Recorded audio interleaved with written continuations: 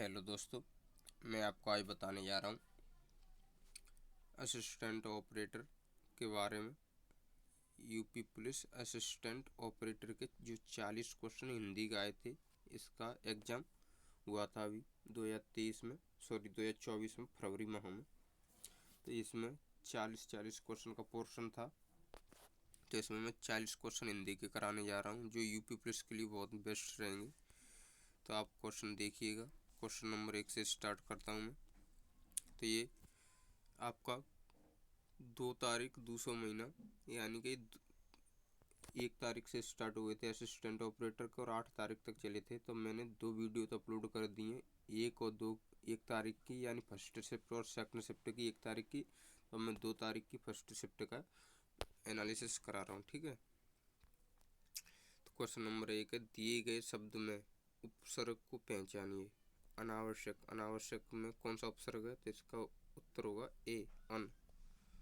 और ये यहाँ पर कंफर्म कर दिया है नीचे, आंसर है ए, ठीक है। अनावश्यक में उपसर्ग ए। अगला क्वेश्चन है, जिस दिए गए वाक्यांश के लिए 4 विकल्पों में से उचित एक शब्द को चुनिए जिसके नीचे रेखा खींची हो। जिसके नीचे रेखा खींची हो, तो इसका आंसर होगा रेखांकित। इसका यानी का इसका मतलब होता है जिसके नीचे रेखा खींची हो, तो उसके लिए एक शब्द होता है रेखांकित। अगला क्वेश्चन है, इतर शब्द के भिन्नार्थ शब्द विकल्प स्वरूप दिए गए हैं, इनमें से एक विकल्प गलत है। गलत विकल्प का चयन कीजिए। तो गलत विकल्प का चयन कीजिए, इसमें से आंसर होगा बी, ऊंच। अन्य, नीच, सुगंध ये समानार्थी हैं, लेकिन ऊंच गलत विकल्प है। अगला क्वेश्चन है, दिए गए वाक्यांश के लिए 4 विकल्पों में से उचित एक शब्द को चुनिए जो इंद्रियों के अनुभव के बाहर हो। जो इंद्रियों के अनुभव के बाहर हो उसे बोलते हैं अगोचर। अगला क्वेश्चन है, मुझे लिखने के लिए कलम या पेंसिल दो। तो इस वाक्य में से अव्यय के प्रकार का चयन कीजिए। तो इसमें कौन सा अव्यय है? तो विस्मयादि बोधक, समुच्चय बोधक, संबंध बोधक, क्रिया विशेषण। तो इसमें समुच्चय बोधक, क्योंकि इसमें कलम या पेंसिल, ठीक है। तो ये बोध करा रहा है समुच्चय का। अगला क्वेश्चन है, वह बाजार जाता है। तो इसका भविष्यकाल बनाना है, तो वह बाजार जाएगा, इसका आंसर होगा सी। अगला क्वेश्चन देखिए, निम्न शब्द का शुद्ध वर्तनी चुनिए। तृतीया, तो इसका तृतीया यानी कि सी, आंसर सी। वर्ण शब्द के भिन्नार्थ शब्द का चयन कीजिए। वर्ण वृत्त, वर्ण शब्द के भिन्नार्थ शब्द का चयन कीजिए। तो वर्ण, इसका आंसर है ए, अक्षर कोमा रंग। वर्ण शब्द के भिन्नार्थ शब्द यानी कि वर्ण के पर्यायवाची बताने हैं, तो अक्षर कोमा रंग होंगे। अगला क्वेश्चन है, दो विलोम शब्दों के बीच किस चिन्ह का प्रयोग होता है? तो इसके योजक चिन्ह का प्रयोग होता है। अगला क्वेश्चन है, मैं नारी हूँ, तरल उर हूँ, प्यार से वंचिता हूँ, मैं होती हूँ विकल विमना, व्यस्त वैचित्र क्या है? इसमें दिए गए वाक्यांश से प्रयुक्त छंद बताना। तो इसमें कौन सा छंद है? तो इसमें आंसर है बी, इसमें मदाक्रांता छंद है, ठीक है। इसमें मदाक्रांता छंद है। अगला क्वेश्चन है, द्विवेदी युग के जनक कौन है? द्विवेदी युग के जनक है आचार्य महावीर प्रसाद द्विवेदी जी। अगला क्वेश्चन है, यानी वाच्य परिवर्तन करना है। वाच्य परिवर्तन करें। मुझ पर भारी दबाव पड़ रहा था। तो इसका वाच्य परिवर्तन होगा, मुझ पर भारी दबाव डाला जा रहा था। और ये अगला क्वेश्चन है, मुहावरा है। तो इसमें गिन गिन कर दिन काटना यानी कष्ट में जीवन व्यतीत करना।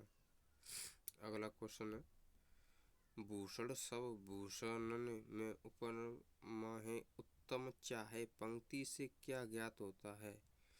यानी कि इसमें उपमा सभी अलंकारों में उत्तम है। अगला क्वेश्चन है, तो इसमें भूषण सब भूषणन में उपमा है उत्तम चाहे, पंक्ति में क्या ज्ञात होता है? तो उपमा सभी अलंकारों में उत्तम है, इसका आंसर सी है। अगला क्वेश्चन देखिए, निम्न शब्द के पर्यायवाची पर्यायवाची बताना है। तो चतुर, चतुर बोलते प्रवीण को, ठीक है, सी, आंसर सी। अगला क्वेश्चन देखिए, विशाखा ने किताब पढ़ी, इस वाक्य में किस कारक के चिन्ह का प्रयोग हुआ है? विशाखा ने, तो यानी इसमें विशाखा ने कर्ता कारक हो जाएगा इसमें, ऑप्शन डी। लिंग, लिंग चेंज करना है, विदूषक, तो विदूषक का क्या हो जाएगा? विदुषी, ऑप्शन डी, विदुषी, ठीक है। अगला क्वेश्चन देखिए, वचन खटिया, खटिया का वचन चेंज करना है। तो खटिया, खटिया हो जाएगा ए, ठीक है। निम्न में से तत्सम शब्द के उचित विकल्प का चयन करें। शमशान, शमशान का शमशान होता है, यानी बी, आंसर नंबर सी, शमशान का तत्सम क्या होगा? शमशान, ठीक है, मूर्धन्य श वाला। अगला क्वेश्चन है, निम्न शब्द के विलोम बताना। अडेग, अडेग का हो जाएगा अडेग, अडेग, अडेग का हो जाता है आपका बी, अस्थिर। अडेग का विलोम क्या होगा? अस्थिर, यानी कि अडेग मीन्स जो बिल्कुल कहीं इधर उधर ना हो, और अस्थिर यानी वो कहीं एक जगह टिक ना सके, ठीक है।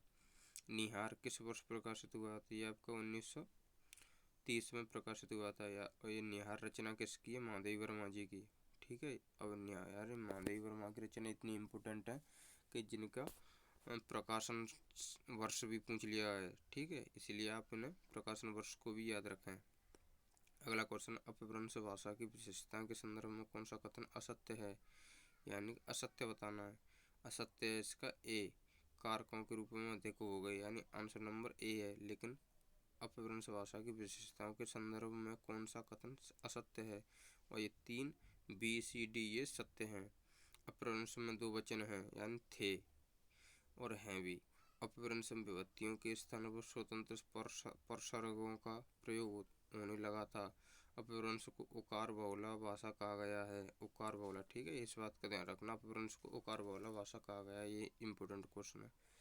अगला क्वेश्चन, अनुभाव कितने प्रकार के होते हैं? अनुभाव होते हैं भाई साहब आपके सी, 4 अनुभाव के प्रकार हैं 4। सिद्ध एवं नाथ साहित्य में किस अपभ्रंश का प्रयोग हुआ है? सिद्ध एवं नाथ साहित्य में किस अपभ्रंश का प्रयोग हुआ है? तो शायद मेरे हिसाब से नागर का हुआ, नहीं, इसमें हुआ अर्धमागधी का, अर्धमागधी का। सिद्ध एवं नाथ साहित्य में किस अपभ्रंश का प्रयोग हुआ है? तो अर्धमागधी का। इम्पोर्टेंट क्वेश्चन है, नया क्वेश्चन है, ठीक है। सिद्ध एवं नाथ साहित्य में किस अपभ्रंश का प्रयोग हुआ है? अर्धमागधी का। अगला क्वेश्चन देखिए, गाल बजाना, गाल बजाना का क्या होगा अर्थ? गाल बजाना का अर्थ होगा डींग मारना। कर्नाटक में कम से कम कितनी जनजातीय भाषाएं हैं? ये नया क्वेश्चन है, ठीक है। कर्नाटक में कम से कम कितनी जनजातीय भाषाएं हैं? तो इसमें आंसर है आपका डी, 72, ठीक है। निम्न शब्द के पर्यायवाची बताना है। तलवार का होता है समीर, समीर नहीं, सॉरी, शमशीर, शमशीर, समीर तो हवा का होता है, ठीक है। तो अगला क्वेश्चन देखिए, सुमित्रानंदन पंत को साहित्य अकादमी पुरस्कार किस रचना के लिए दिया गया था? सुमित्रानंदन पंत को साहित्य अकादमी दिया गया था आपको कला और बूढ़ा चांद के लिए, कला और बूढ़ा चांद के लिए सुमित्रानंदन पंत को साहित्य अकादमी पुरस्कार दिया गया था। निम्न शब्द का प्रत्यय चुनिए। राष्ट्रीय तेज, इसमें हो जाएगा सी, ई प्रत्यय हो जाएगा। भीष्म साहनी की सबसे प्रसिद्ध उपन्यास कौन सी है? इसमें हो जाएगा तमस, तमस, तमस हो जाएगा, तमस। भीष्म साहनी की सबसे प्रसिद्ध उपन्यास कौन सी है? तो तमस। पौम चरुम के उत्तरार्ध भाग की रचना किसने की है? तो ये की है आपके पुष्पदंत ने की है शायद, और कंफर्म हो जाएगा अभी, ये की है त्रिभुवन ने की है, गलत हो गया, ठीक है। तो इससे पौम चरुम के उत्तरार्ध भाग की रचना किसने की है? त्रिभुवन ने, ठीक है, त्रिभुवन ने पौम चरुम के उत्तरार्ध भाग की रचना की है, ठीक है। अगला क्वेश्चन देखिए, निम्न शब्द का विशेषण रूप लिखिए। संचय, संचय का क्या हो जाएगा?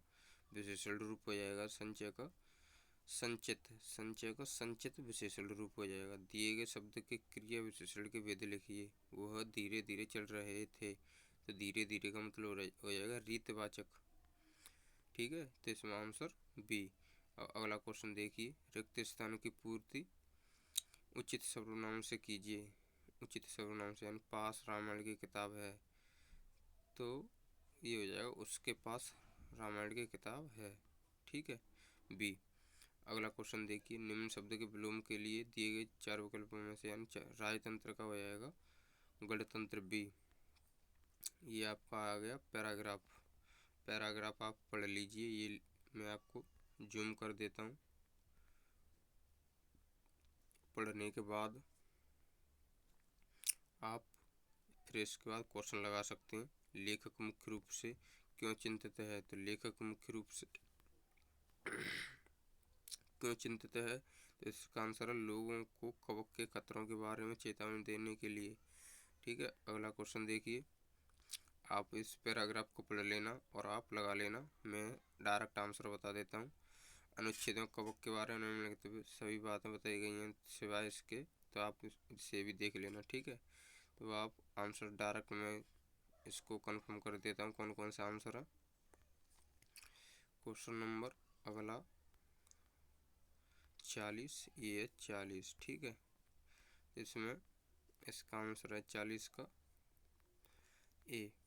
मनुष्य को पौधों से ऊर्जा प्राप्त होती है। ठीक है, तो ये आपके 40 क्वेश्चन हो गए हिंदी के फर्स्ट शिफ्ट के 2 तारीख के। ठीक है, असिस्टेंट ऑपरेटर के।